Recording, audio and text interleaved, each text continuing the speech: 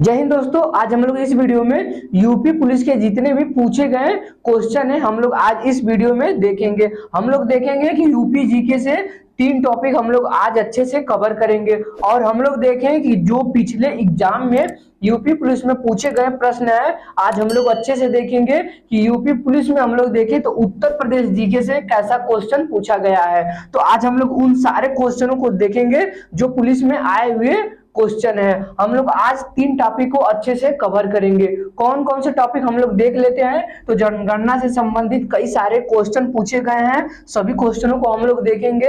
और उद्योग से संबंधित क्वेश्चन पूछे गए हैं और पुरस्कार से संबंधित क्वेश्चन पूछे गए हैं। तो यहाँ से हम लोग देखें तो सभी ये क्वेश्चन पूछे गए हैं उत्तर प्रदेश पुलिस में। तो चलिए हम लोग स्टार्ट करते हैं, क्योंकि हम लोग देखें कि अब टाइम नहीं रह गया है, एग्जाम बहुत नजदीक आ गया है। तो हम लोग उन क्वेश्चनों को देखते हैं, उन टॉपिकों को देखते हैं कि जो यूपी जीके से काफी सारे क्वेश्चन पूछे गए हैं। तो चलिए हम लोग पढ़ते हैं।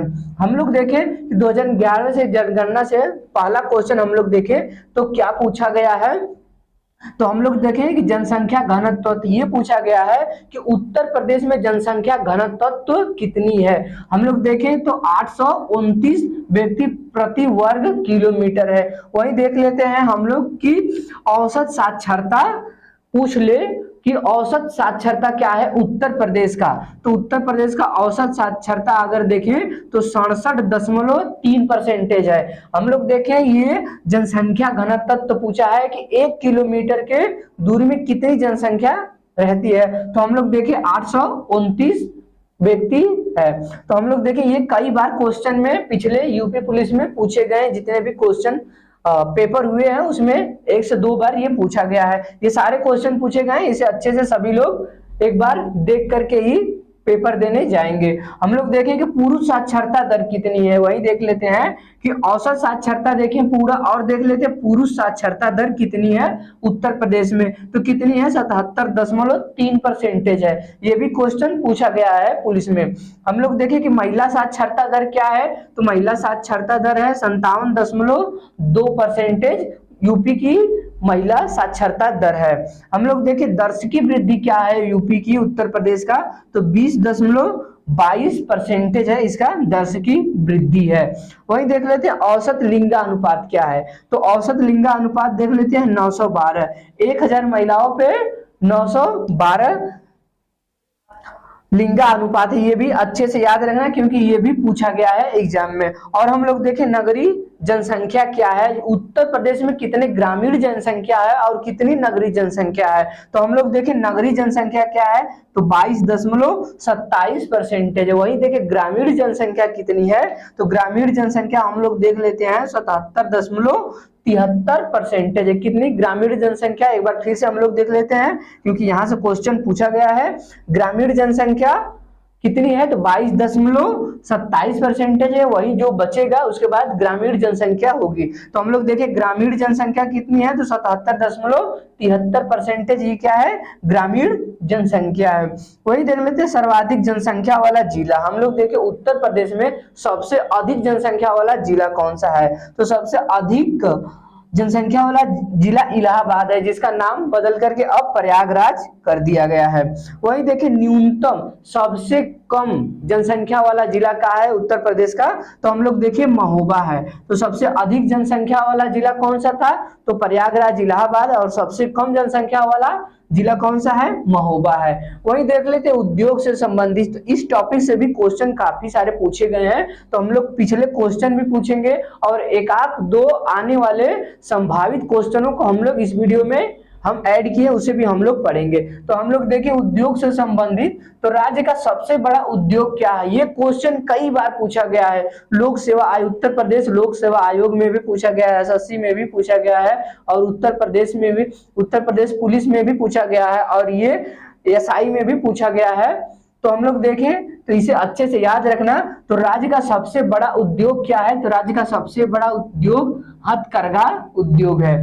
उसके बाद देखें दूसरा क्वेश्चन, तो उत्तर प्रदेश का मैनचेस्टर किसे कहा जाता है। ये भी क्वेश्चन पूछा गया है कई बार। तो कानपुर को उत्तर प्रदेश का मैनचेस्टर कहा जाता है। चीनी उत्पादन में हम लोग देख लेते हैं उत्तर प्रदेश का स्थान क्या है पूरे देश में। तो पूरे देश में दूसरे नंबर पे, पहले नंबर पे कौन सा राज्य है, तो पहले नंबर पे महाराष्ट्र है, दूसरे नंबर पे उत्तर प्रदेश आता है, इसका चीनी उत्पादन में दूसरा स्थान आता है। वही देख लेते हैं प्लास्टिक सिटी किसे कहा जाता है, तो प्लास्टिक सिटी औरैया को कहा जाता है। दोस्तों वीडियो अच्छी लगी तो इसे एक लाइक और चैनल को सब्सक्राइब जरूर करना और इसे अपने सभी दोस्तों के पास शेयर जरूर करना ताकि उनका भी ये टॉपिक कवर हो सके और यहाँ से कोई भी एक क्वेश्चन पूछे उनका कंप्लीट हो जाए, पेपर में छूटे ना। तो चलिए हम लोग देखते हैं आगे, दूसरा क्वेश्चन देखते हैं। तो मेगा फूड पार्क हम लोग देखें, मेगा फूड पार्क कहाँ पर स्थित है, तो ये जगदीशपुर में है। सूती वस्त्र उद्योग में उत्तर प्रदेश का स्थान कौन सा है, तो हम लोग देखें सूती वस्त्र उद्योग में तो ये तीसरे नंबर पे आता है। चीनी में हम लोग देखें तो कैवे नंबर पे था, दूसरे नंबर पे, और वस्त्र निर्माण में हम लोग देखें सूती वस्त्र में तो ये तीसरे नंबर में था। वही देख लेते हैं राज्य में जूट की मिले, राज्य में जूट की मिले हम लोग देखें तो कहाँ कहाँ पर है, तो ये कानपुर में है और गोरखपुर में, ये भी क्वेश्चन पूछा गया है। वही देख लेते हैं चमड़ा उद्योग केंद्र किसे कहा जाता है या कहाँ पर स्थित है, तो चमड़ा उद्योग केंद्र कानपुर में स्थित है। वही देख लेते हैं कृत्रिम रबड़ बनाने का कारखाना कौन से जिले में है, तो हम लोग देखें कि रबड़ बनाने का कारखाना बरेली में है। राज्य में उर्वरक बनाने का कारखाना कहाँ पर है, कौन कौन से जिले में हम लोग देखें तो ये गोरखपुर में है, कानपुर में है, वाराणसी में है और ये प्रयागराज में, ये 4 जिले याद रखना उर्वरक बनाने का कारखाना। वही देख लेते हैं पुरस्कार के प्रथम प्राप्तकर्ता, तो ये क्वेश्चन कई बार पूछा गया है तो इसे अच्छे से देखना दोस्तों, इसे 1 से 2 बार वीडियो जरूर देखना क्योंकि यहाँ से काफी सारे क्वेश्चन पूछे गए हैं और यहाँ से क्वेश्चन पेपर में आने का भी संभावना पूरा है। तो हम लोग देखें पुरस्कार के प्रथम प्राप्तकर्ता कौन है, तो पद्मश्री से सम्मानित प्रथम व्यक्ति कौन है, तो प्रथम व्यक्ति हम लोग देखे हैं अखिल चंद्र है। इनको कब दिया गया था, ये पद्मश्री सम्मान से इनको सम्मानित कब किया गया था, कौन से सन में किया गया था, तो 1954 में किया गया था। कब किया गया था, 1954 में। कौन थे पद्मश्री से सम्मानित प्रथम व्यक्ति, तो अखिल चंद्र थे। कौन थे, अखिल चंद्र थे। वहीं देखिए प्रथम महिला कौन थी पद्मश्री से सम्मानित,